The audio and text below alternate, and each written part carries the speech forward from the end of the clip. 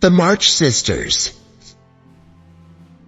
The place was a small town in Massachusetts, North America. It was a cold evening in December 1862. Snow was falling softly. In the living room of a small house, 4 sisters were sitting by the fire. Their names were Meg, Jo, Beth, and Amy March. Meg was 16 years old. Jo was 15. Beth was 13 years old and Amy was 12. Their mother, Mrs. March, was not in the house. She was visiting a poor, sick family. Their father, Mr. March, was far away from home. It was wartime. Mr. March was working in a hospital for soldiers. The 4 sisters were knitting with wool. They were knitting socks for the soldiers. They worked and they talked. "We are poor," said Meg, the eldest girl. "It is terrible." Meg was very pretty. She had large eyes and soft brown hair. "Other girls have lots of pretty things," said Amy, the youngest girl. Amy had golden hair and blue eyes. "I hate girls' work and girls' things," said Jo. She was tall and thin. She had beautiful long red hair. "I don't want to stay at home," she said. "I want to fight in the war." Then Beth spoke. "Yes, we are poor," she said, "but we are lucky too. We have father and mother and we have each other." Beth was very shy. She was afraid of strangers, but she loved her family very much. "Yes, we have each other," said Jo, and the girls were happy again. "It's 6 o'clock, said Meg. "Be quick, everybody. Mother is coming. We must get supper ready." Jo brought more wood for the fire. Meg lit the lamps.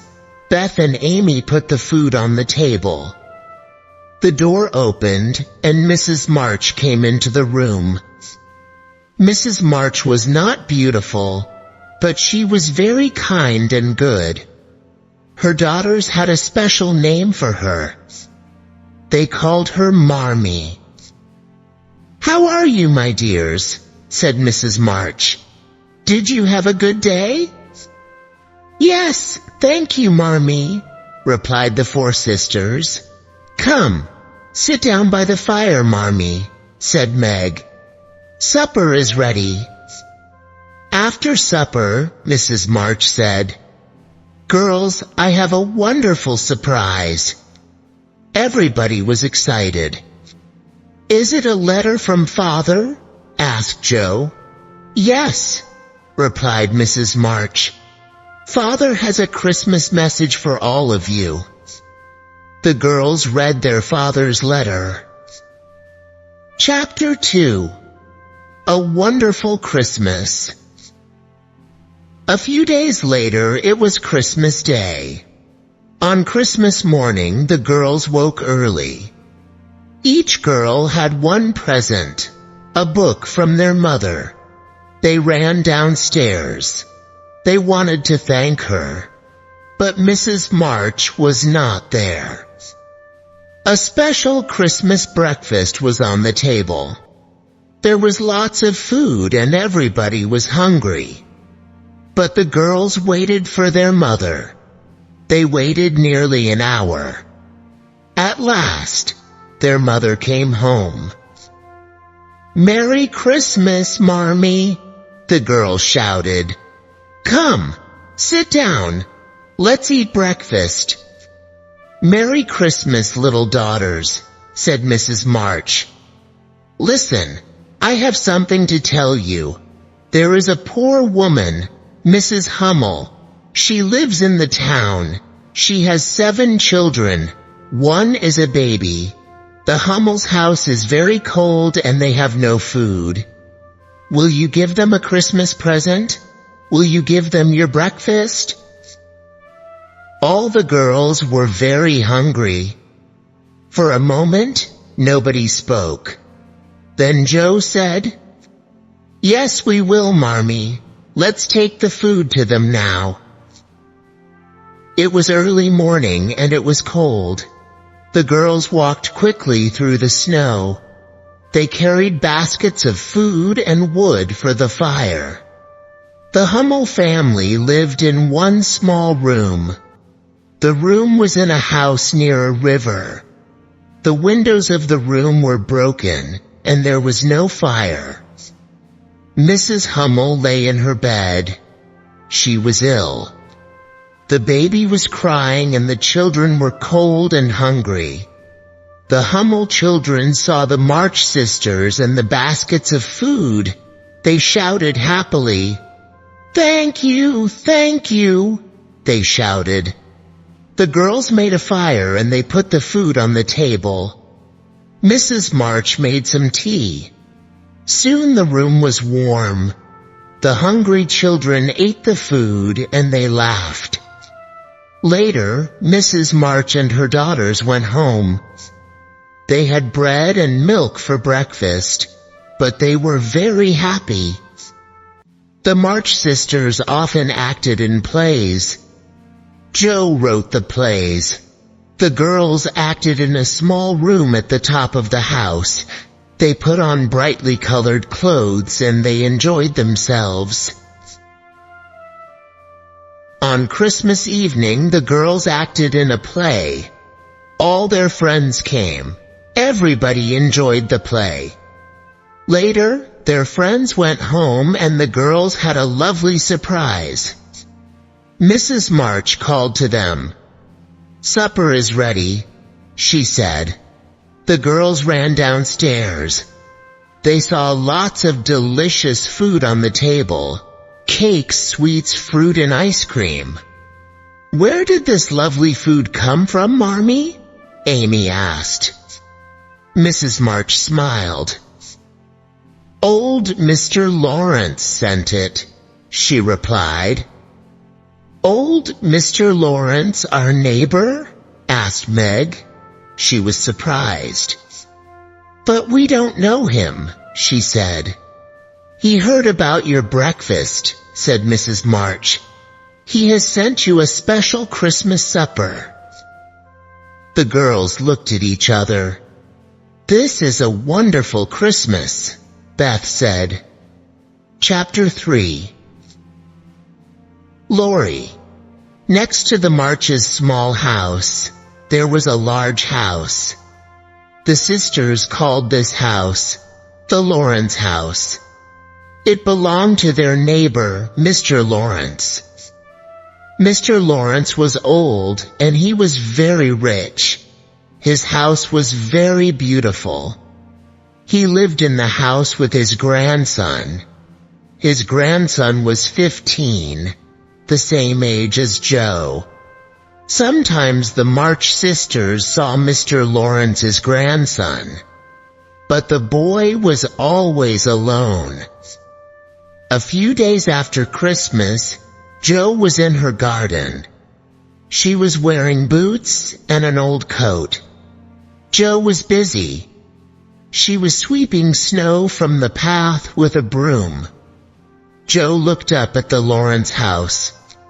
She saw a face looking out of a window. It was Mr. Lawrence's grandson. The boy is sad. He is lonely, thought Joe. Then she had an idea. She took some snow and she made a ball with it. She threw the ball at the window. The boy laughed and he opened the window. "Hello?" called Joe. "Are you ill?" "I was ill last week," said the boy. "I'm better now, but I'm very bored. I am not doing anything." "I'll visit you," said Joe. "Yes, please come," said the boy. A few minutes later, Joe knocked on the door of the Lawrence house. She was carrying a small basket. The basket was full of apples and cakes.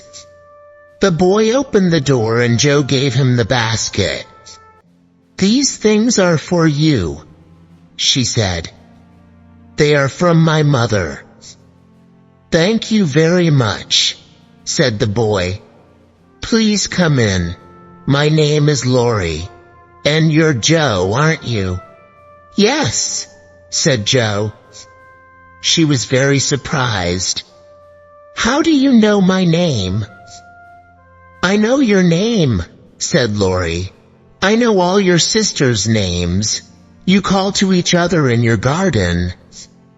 "Sometimes I see you with your mother," Lori said sadly.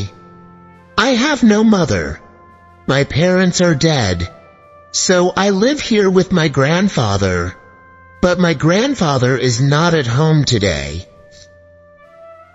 Lori is rich, but he's very lonely, thought Joe.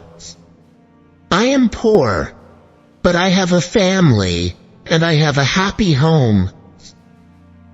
"Please visit us," said Joe. "We are neighbors.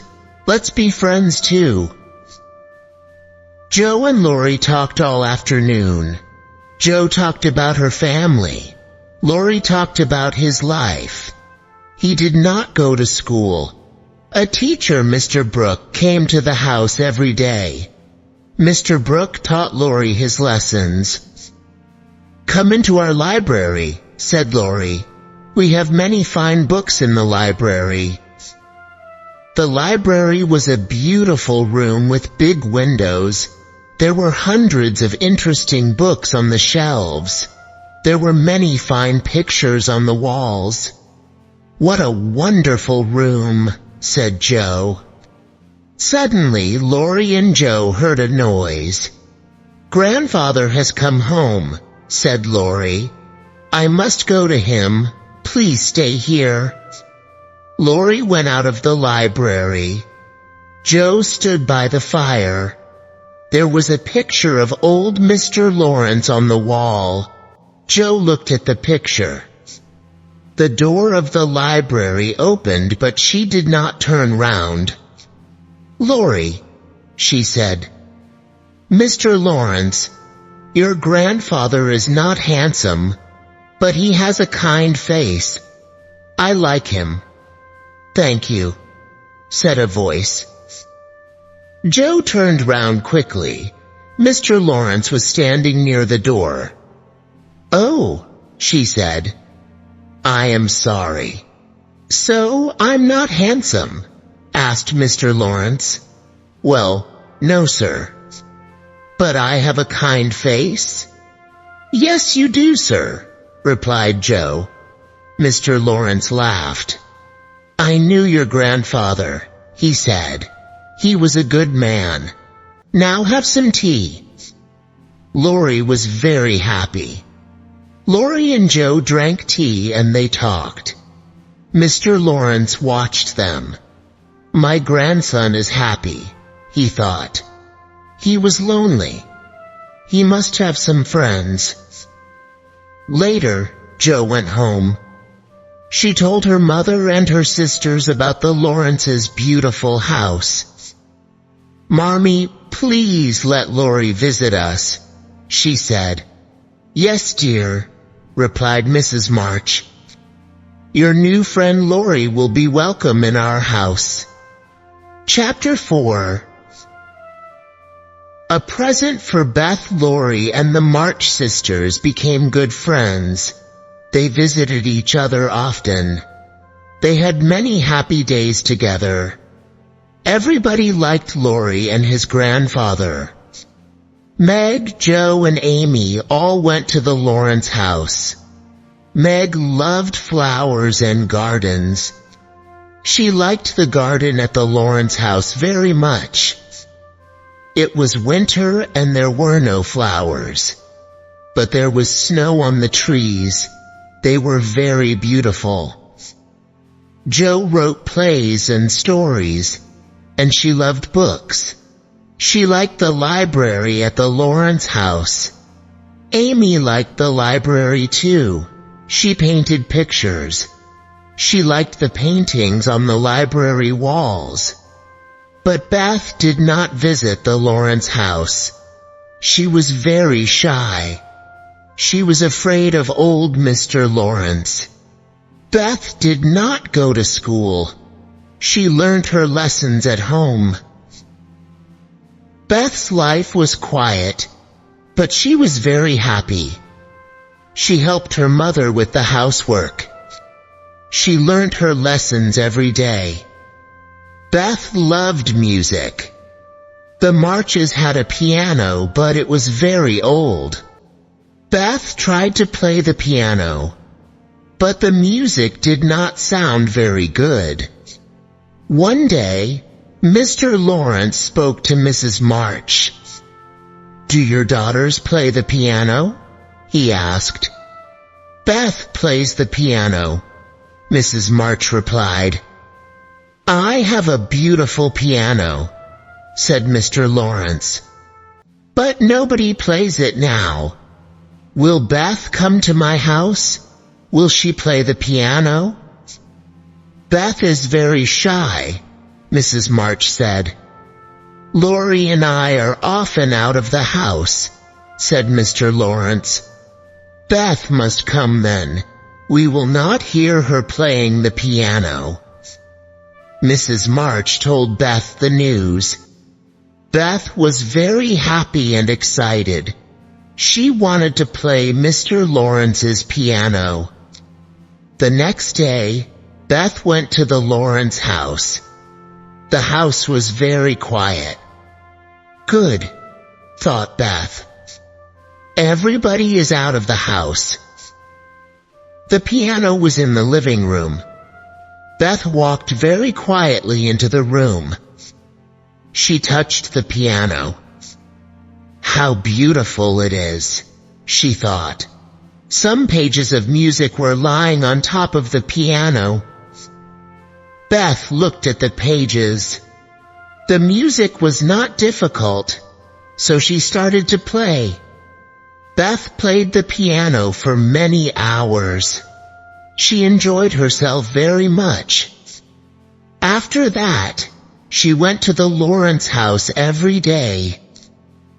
Sometimes Mr. Lawrence was in the house.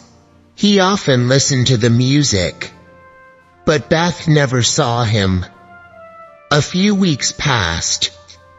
One day Beth spoke to her mother. "Marmee," she said, "I want to thank Mr. Lawrence. He has been very kind. I will give him a present. Shall I knit a pair of slippers for him?" "Yes, Beth," replied Mrs. March. "That's a very good idea." Beth bought some wool, and she made a beautiful pair of slippers. She took them to the Lawrence house. Mr. Lawrence was away from home. So Beth wrote a short note. She put the note and the slippers on a table. Then she went home. "Oh," thought Beth. Mr. Lawrence did not like the slippers. The next morning, Beth walked by the river. She was sad. Later she went home. Her sisters were waiting. They were very excited. "Beth! Beth! Come quickly!" they called. "You have a present. Come and see." They took Beth into the living room. In the middle of the room was a beautiful little piano. On top of the piano there was an envelope. "Open the envelope, Beth," said Joe. "Please open it for me," said Beth. Joe opened the envelope. She pulled out a note. She read it to her mother and sisters. Beth was very excited. "Mr. Lawrence has given me this piano," she said. "I am very lucky." Beth sat down at the piano and started to play. The piano sounded beautiful, but suddenly she stopped playing. "I must thank Mr. Lawrence now," she said. Beth was not shy anymore. She ran quickly to the Lawrence house and went inside. Mr. Lawrence was in the library. Beth ran to him and she kissed him. Then she said, "Dear Mr. Lawrence, thank you so much for my beautiful piano." Beth was not afraid of Mr. Lawrence anymore. Chapter 5. Amy in Trouble. It was Saturday afternoon. Meg and Joe were in their bedroom. They were putting on their coats. They were going out. Amy came into the bedroom. "Where are you going?" she asked. "Don't ask questions," said Joe. "We're going to the theater with Lori," said Meg. "We're going to see a play." "Oh," said Amy, "I want to come with you. Please." "No," said Joe. "You are too young." "I'm not too young," she said.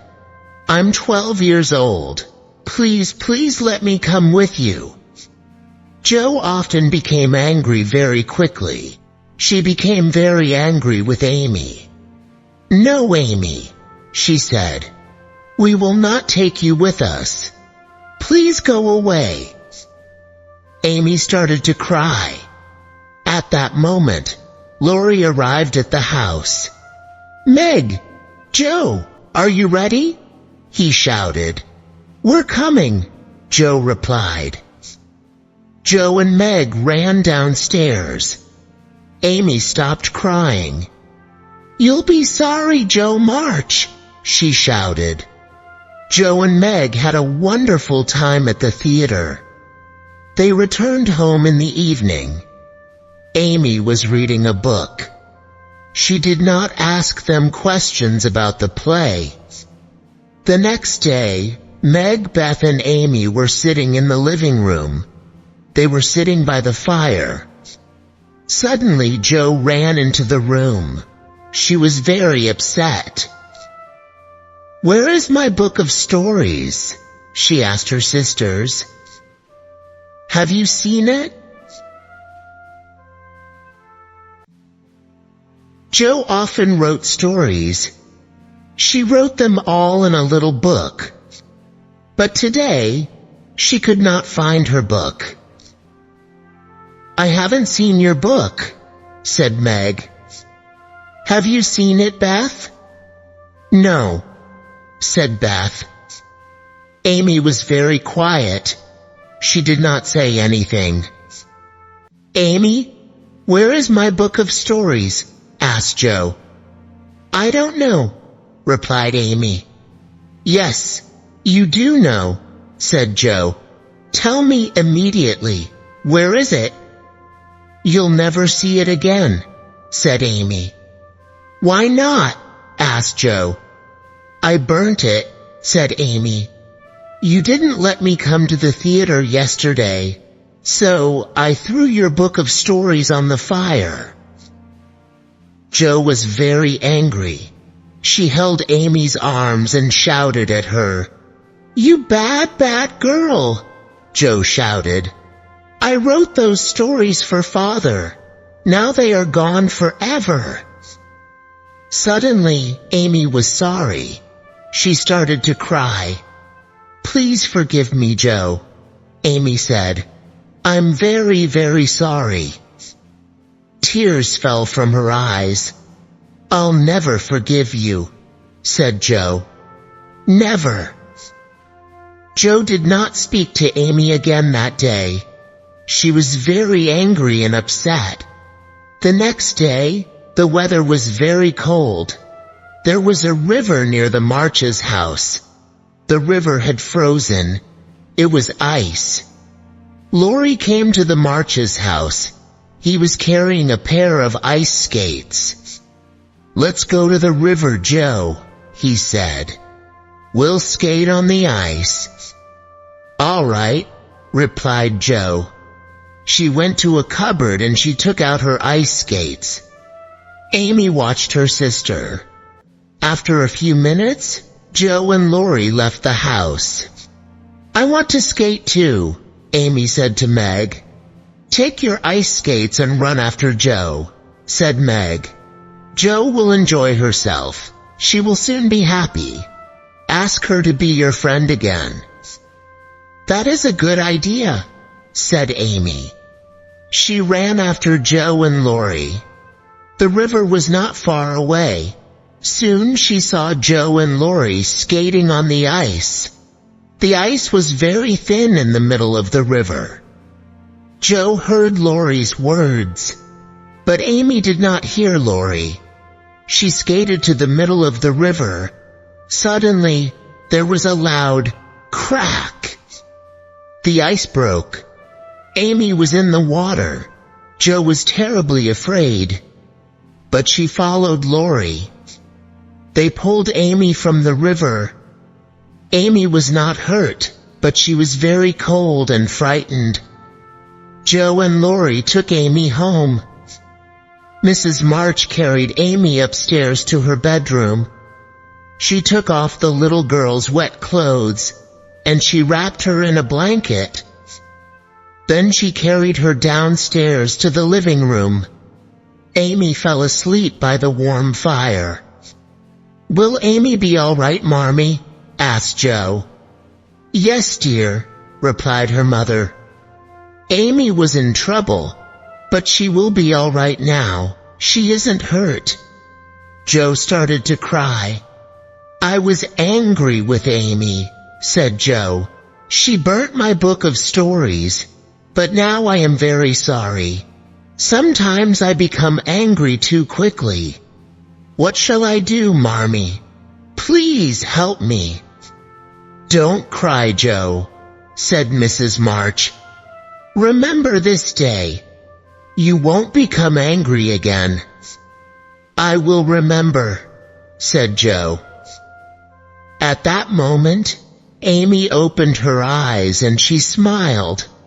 She held out her arms towards Joe. The two sisters did not speak, but they kissed and they put their arms round each other. They were friends again. Winter soon passed. Spring came, and then summer. Mrs. March and her daughters were happy, but they all wanted to see Mr. March again soon. Chapter 6. Meg loses a glove. Meg, the eldest March sister, was a very pretty girl. Her friends often invited her to parties. Meg enjoyed the parties, but sometimes she was sad. She was sad because her family was poor. Meg's friends lived in fine houses. They had beautiful clothes. But Meg did not have beautiful clothes and lovely things. One day in July, Meg was at a friend's house. She heard a conversation. Two women were talking. Her friend's mother and another woman. They were talking about Meg. "Meg March is a kind and lovely girl," said one woman. "But her family is poor." "The Marches live near the Lawrences," said the other woman. "The Lawrences are very rich. Does Mrs. March have marriage plans for her daughters? Will one of them marry Mr. Lawrence's grandson?" Meg heard these words and she was very upset. "I like Lori very much," she thought. "But I do not want to marry him. We don't think about Lori's money. He is our best friend." Meg went home. She spoke to her mother. "Marmee, do you have marriage plans for us?" she asked. "Marriage plans?" said Mrs. March. Meg told her mother all about the women's conversation. Mrs. March was very angry. "Those women are very foolish," she said. "My daughters are beautiful and good and happy. They will marry good husbands. But good men are not always rich men, Mrs. March said. Love is more important than money. Don't marry a rich man without love, Meg. Marry a poor man with love. Then you will be happy. You're right, Marmee, Meg said. I'll always remember your words. The next day, a letter arrived for Jo. Jo read the letter to her sisters. A picnic! That will be exciting, said Amy. Please, Marmee, we want to go on the picnic. Very well. Go on the picnic, said Mrs. March. You will have a good time. The next day was warm and sunny. Laurie and his new friends walked to the river. The March girls met them there. They all brought baskets of food. They put the baskets into the 2 small boats. The March sisters sat in the boats. Laurie and his friends rowed the boats on the river. Then they got out and they found a good place for the picnic. Everybody was hungry and the food was delicious. Later, Jo, Laurie, Beth, and Amy talked to Laurie's friends and they played games. Meg was reading a German book. She did not understand some of the words. Mr. Brooke, Laurie's teacher, was a quiet young man. He had brown eyes and a kind face. He often looked at Meg, but Meg did not see him looking at her. You're a very good teacher, Mr. Brooke, said Meg. Thank you, replied Mr. Brooke. I enjoy my work. Laurie is a very good student. Everybody had a good time at the picnic. At last, they had to go home. The next day, Meg was looking for her gloves. I've lost a glove, she said. Have you seen it, Jo? No, I haven't seen it, replied Jo. Did you lose it at the picnic? I'll ask Laurie. Later, Jo said to Laurie, Meg has lost a glove. Laurie started to laugh. I know where her glove is, he said. Where is it? asked Jo. I will tell you, said Laurie. But don't tell Meg. I won't tell Meg, said Jo. The glove is in John Brooke's pocket, said Laurie. Jo did not understand. What do you mean? She said. Why is the glove in John Brooke's pocket? Meg dropped her glove and John Brooke found it, said Laurie. He put the glove in his pocket. He looks at it every day. John is in love with Meg. Isn't that wonderful? But Jo was angry and upset. No, she said. It isn't wonderful. It's terrible news. Mr. Brooke will marry Meg. He will take her away from us. No, I am not happy. I am very unhappy. Chapter 7. A Telegram. Summer and autumn passed. It was November. The weather was cold and wet. One afternoon, the March sisters were sitting in their living room. Meg looked out of the window. She watched the rain. November is a terrible month, she said. It is cold and wet. Nothing ever happens. Our lives are very boring, and we have no money. Amy was painting a picture. One day I'll be a famous artist, she said. I'll travel to Italy. I'll paint beautiful pictures. Then I'll sell the pictures, and we will have lots of money. I'm going to write books, said Jo. I'll be rich and famous too, That is my dream.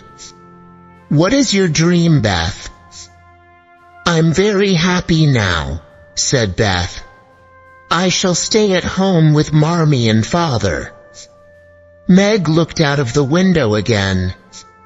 Suddenly she said, There's Laurie. He's coming to the front door. A few moments later, Laurie came into the room. He was holding a small envelope in his hand. He was worried and upset. What is it, Laurie? Said Joe. Is something wrong? Where is Mrs. March? Said Laurie. I have come from the post office. Laurie held up the envelope. This is a telegram for your mother. It's from Washington, he said. At that moment, Mrs. March came into the room. Laurie gave her the telegram. Mrs. March opened it and she read it quickly. Then she sat down in a chair. Her face was white. I must go to Washington, said Mrs. March. I will go on the train tomorrow morning. Joe, run to the post office. Send a telegram to the hospital. Send this reply. I will come immediately. Meg, Beth, Amy, come and help me. I have to pack my case. The three girls started to help their mother. Joe put on her hat and she went out. Laurie went home. Mrs. March went to her desk in the living room. She opened a drawer. There was some money in the drawer. She looked at the money. There was not very much. I have to buy a train ticket, she thought. Will the girls have enough money for food? A few minutes later there was a knock on the front door.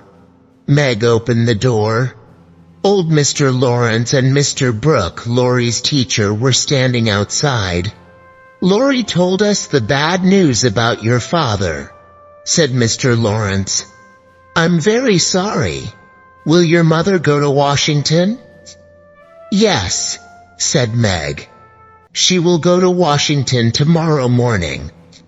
She must not go alone, said Mr. Lawrence. A friend must go with her. I'm an old man. I am not strong. I can't go with her. But John Brooke is a young man. He can go to Washington with your mother. Mr. Brooke looked at Meg, and he smiled. His face was very kind. Don't worry about your mother, he said. I'll take care of her.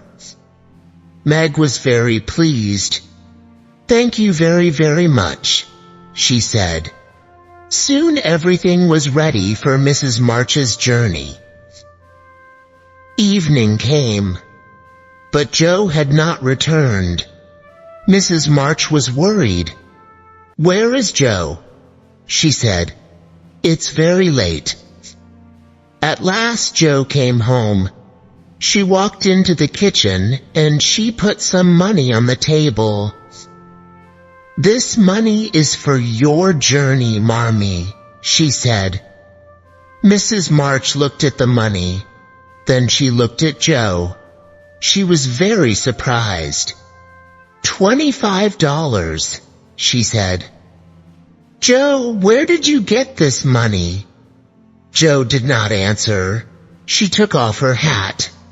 Everybody looked at her. Joe's hair was very short. Your hair!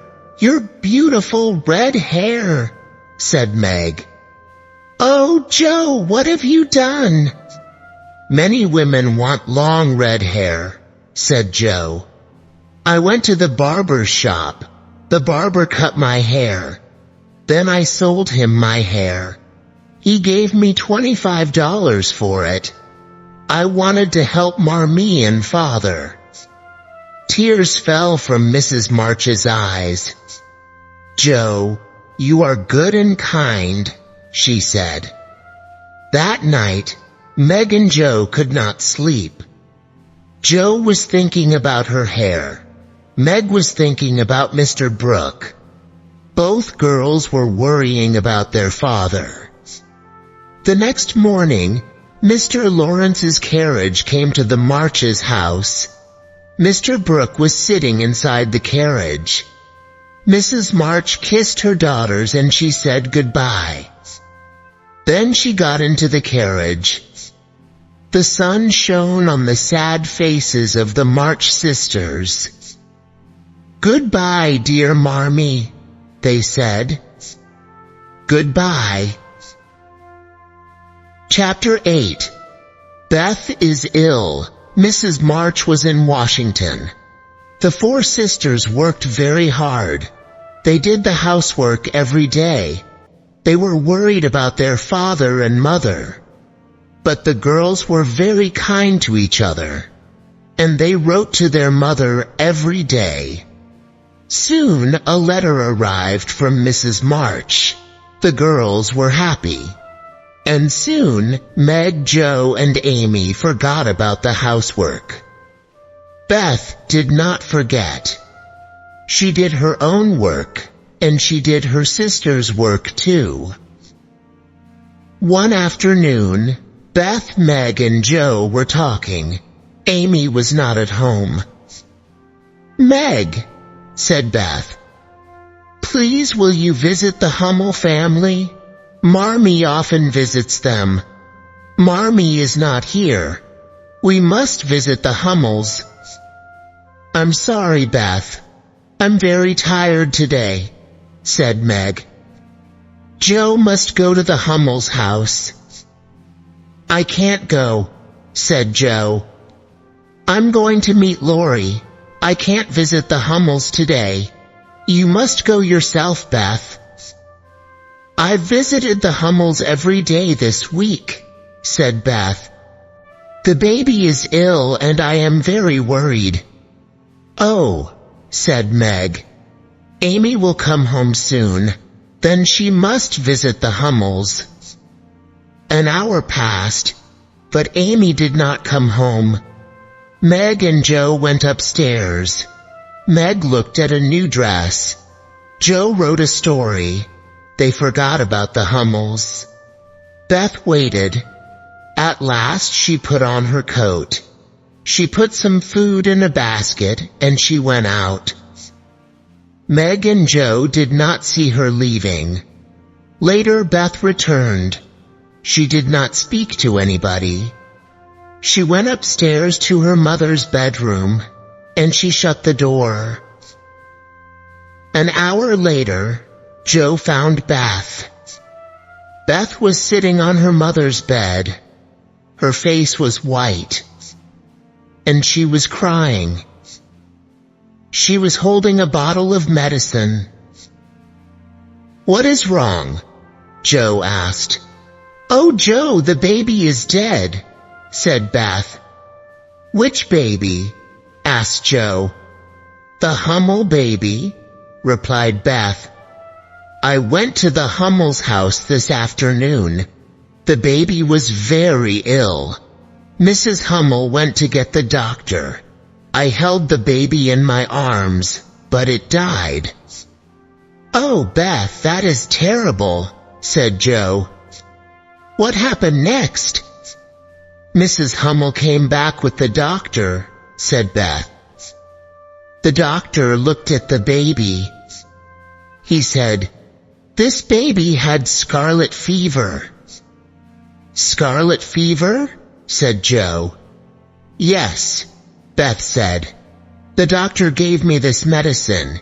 He said, 'Go home immediately. Drink some of this.' And now I have a headache and I'm very hot." Suddenly Joe was afraid. "Has Beth got scarlet fever?" she thought. "It is a very dangerous illness." "Don't worry, Beth," Joe said. "I'll tell Meg. We will get Marmee's doctor." Meg was very worried. "Beth went to the Hummel's house every day," she said to Joe. "We must get Dr. Bangs immediately." Dr. Bangs came and he looked at Beth. Then the doctor spoke to Meg and Joe. "Beth has scarlet fever," he said. "Who will take care of her?" "We will," said Meg. "Joe and I have had scarlet fever. We are safe." "Has Amy had scarlet fever?" asked Dr. Bangs. "Amy hasn't had the fever," replied Meg. "She will not be safe here. She must stay with Father's aunt, Aunt March." "Good," said Dr. Bangs. "Take care of Beth. I'll come again tomorrow." The doctor left the house.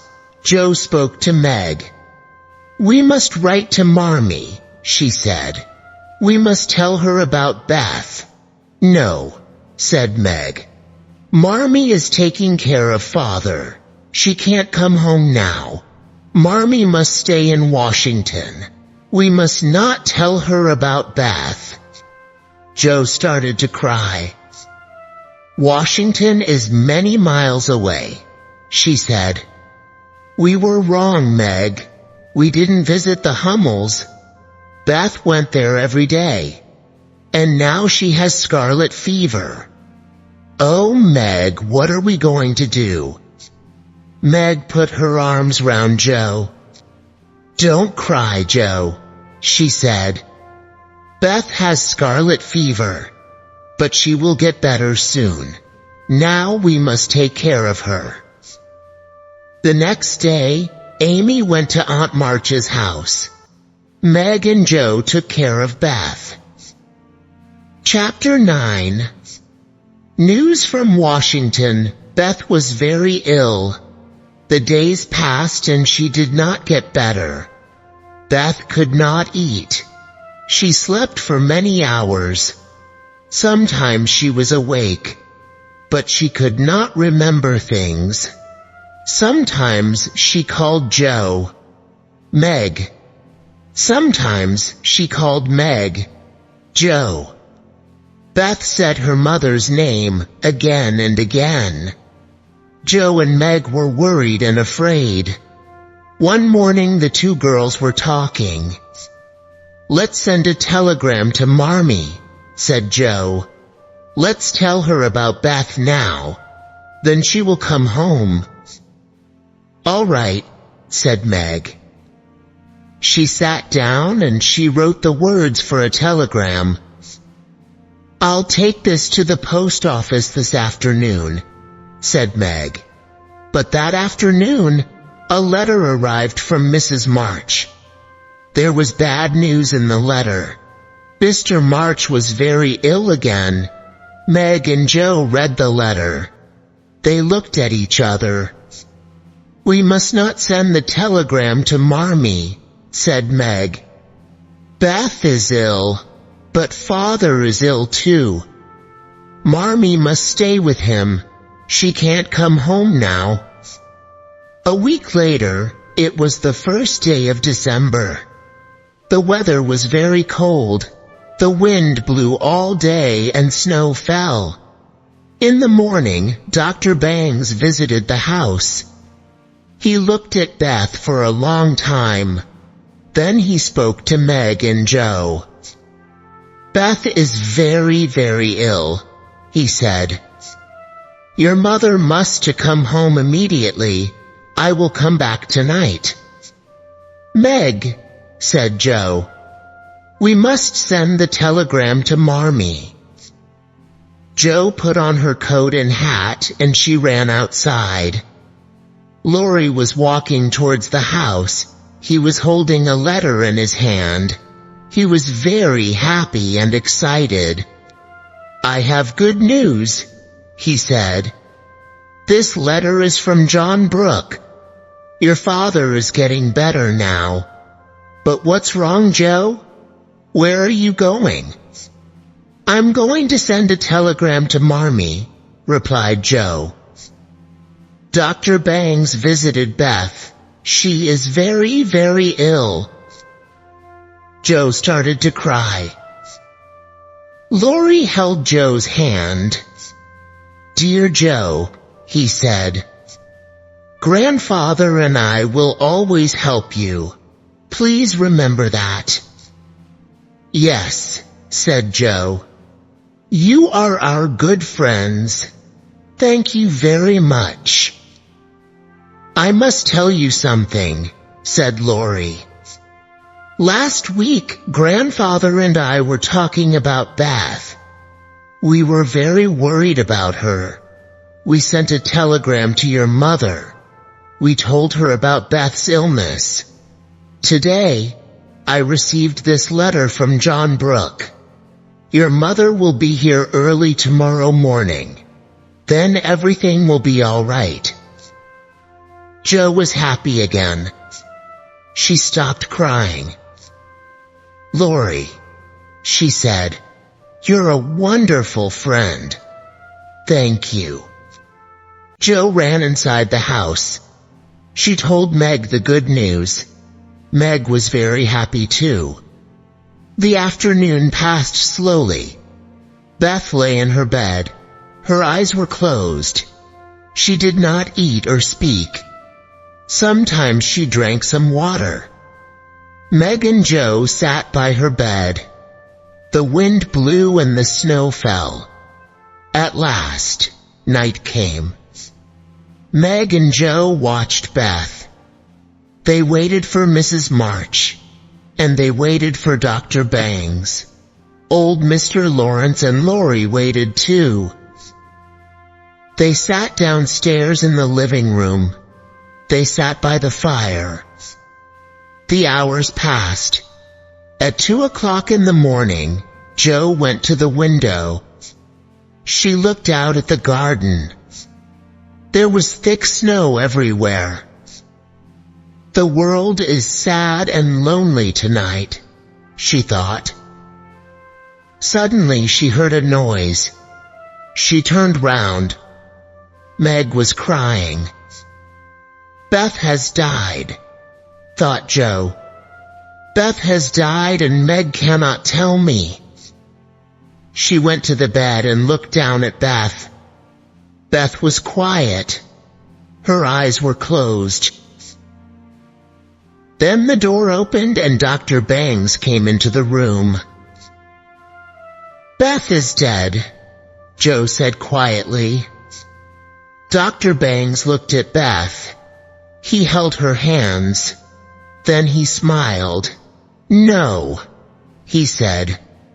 "Beth isn't dead. She's sleeping. She's going to be all right. There is no more danger." Meg and Joe put their arms round each other and they cried.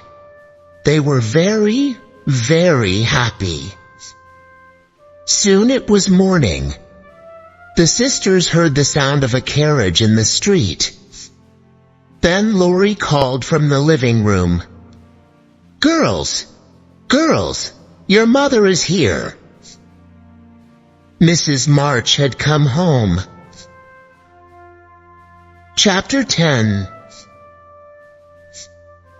The best Christmas present. Amy was unhappy at Aunt March's house. She wanted to see her family. Aunt March was an old lady. She did not like young girls. Sometimes she was angry with Amy. Every evening, Amy had to read to Aunt March. But she did not like Aunt March's books. They were not very interesting. One evening, Aunt March spoke to Amy. "I have had a letter from your mother," she said. "She has come home. She will take you home tomorrow." Amy was very happy. Soon the four sisters were together again, and every day Beth was stronger. One day, a letter came from Washington. It was from John Brooke. Mrs. March read the letter. "Girls, girls, I have wonderful news," she said. "Mr. Brooke is going to bring Father home." It was a week before Christmas. The March sisters were very busy and excited. They made Christmas presents, and they cooked delicious food for Christmas Day. In the evening, Jo spoke to her mother. "Marmee," she said, "I must tell you something.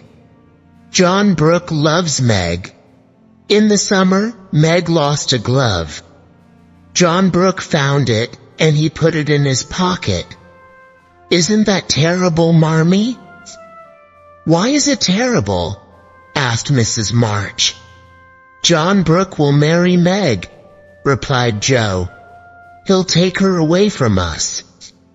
"Listen, Jo," said Mrs. March. "John Brooke is a good young man. He was very kind and helpful in Washington." "John Brooke must not marry Meg," Jo said. "Meg must not marry a poor man."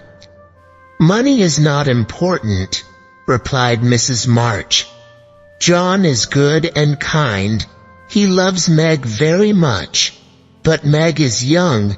She is only 17. They must wait." "Please don't be sad, Jo," Mrs. March said. "One day you will leave this house too. You will meet a good man and you will marry him." "No, Mother," cried Jo. "I'll never marry anybody. I want to be a famous writer." At last it was Christmas Day. Everybody had some presents. Everybody was happy. In the afternoon, Laurie and old Mr. Lawrence came to the Marches' house. They brought presents. Everybody talked and everybody laughed. Then, somebody knocked at the front door. Laurie went to the door. A moment later, he came back into the living room. He was very excited. "Here is another Christmas present for the March family," he said. A tall man was standing behind Laurie. Everybody looked at the man. For a moment, they did not speak. Then the girls shouted together, "Father!" All the sisters ran to their father. They put their arms round him. Everybody was talking and crying. "This is the best Christmas present," said Amy. Then another man came into the room. It was John Brooke. Meg ran towards him. "I'm very happy to see you, John," she said. "Thank you. You have brought Father home to us." Later, everybody ate Christmas dinner. Then the Lawrences and John Brooke went home. The March family sat by the fire. Mr. March looked at the faces of his 4 happy daughters. "My dears," he said, "this year has been very long and difficult. You had to work very hard. I left home and you were girls. Now you have grown up. You are 4 fine women." Chapter 11. A Happy Ending. The Marches were together again. Every day Mr. March and Beth were stronger. Laurie and old Mr. Lawrence often visited the Marches, but John Brooke did not come with them. Meg was sad. She wanted to see John very much. "I don't understand," she thought. "Why doesn't John visit us?" One afternoon, Meg and Jo were talking. Jo saw an umbrella by the front door. "Whose umbrella is that?" she asked. "I've never seen it before." "It's John Brooke's umbrella," replied Meg. "He left it here on Christmas Day. He has forgotten it." "Meg," said Jo, "do you like John Brooke? Do you love him? Are you going to marry him?" "No, no," Meg said. "I'm too young for marriage. Please don't ask me these questions, Jo." "Then you don't love him," said Jo. "Oh, I don't know," said Meg. Jo looked out of the window. Meg! John Brooke is outside now, she said. He is coming to the front door. You don't love him, Meg. He must go away. Please tell him. Meg ran to the stairs. She wanted to hide in her bedroom, but it was too late. John Brooke came into the house. "Good afternoon," John said. "Do you have my umbrella? I left it here." He smiled. Then he said, "How is your father?" "He's very well, thank you," said Joe. "We'll bring him." Joe went upstairs and Meg started to follow, but John Brooke stopped her. "Please don't go, Meg," he said. "I must say something to you." "Oh," said Meg. "Let's talk in the living room." John and Meg went into the living room. Meg sat down and John Brooke sat beside her. He held her hand. "Dearest Meg," he said, "I love you. I am poor, but I can work hard. I can make a good home for you. Please, Meg, will you be my wife?" At first, Meg did not speak. Then she said, "I don't know, John." "Please, Meg," said John Brooke. "Will you marry me?" Suddenly the door opened and Aunt March came into the room. Meg and John were very surprised. Aunt March was surprised too. "Good afternoon, Meg," she said. "Where is your father?" Then she looked at John Brooke. "Who is this young man?" "Aunt March, this is John Brooke," Meg said. "John is father's friend." "John Brooke," said Aunt March. "Why are you here, young man? What are you talking about?" "Aunt March," said Meg quietly, "John Brooke wants to marry me." Aunt March looked angrily at John Brooke. Then she said, "Young man, Mrs. March has spoken about you. You are poor. You have no money. Meg must marry a man with money." Meg was very angry. "Aunt March," she said, "John is poor, but he is a good man and I love him." John Brooke smiled and his eyes were bright. "Dearest Meg," he said, "do you love me? Will you marry me?" "Yes, I will," said Meg. "Meg," said Aunt March, "you are a very foolish girl. You will never get any money from me. Goodbye." She turned round and went quickly out of the room. Meg and John told the March family their good news. "It's wonderful news," said Mr. and Mrs. March. "Congratulations!" "Congratulations," said Amy and Beth together. Joe said nothing. She was not happy. Later, Laurie and Mr. Lawrence came to the house. They congratulated Meg and John, but Laurie looked at Joe's face. "What's wrong, Joe?" asked Laurie. "Aren't you happy?" "No," said Joe. "Meg is my dear sister and my dear friend. Now John Brooke will take her away." "Joe," said Laurie, "you love Meg. She is your sister. But John loves her too. Meg will be happy with John. And Joe, I'll always be your friend." "That's true," said Joe. "Thank you, Laurie." Joe looked round the room. She looked at her family. Mr. and Mrs. March were talking together. Amy was sitting on the floor near Meg and John. Beth was talking to old Mr. Lawrence. Suddenly, Joe was not sad anymore. She turned to Laurie.